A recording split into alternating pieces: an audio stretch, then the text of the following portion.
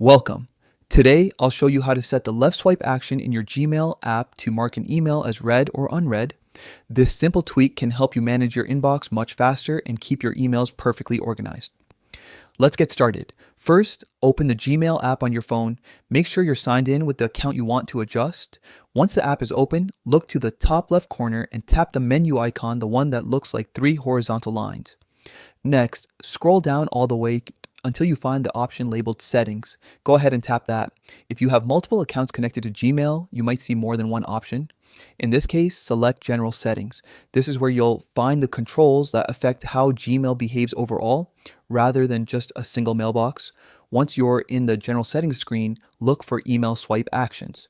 This is where Gmail lets you decide what happens when you swipe left or right on an email in your inbox.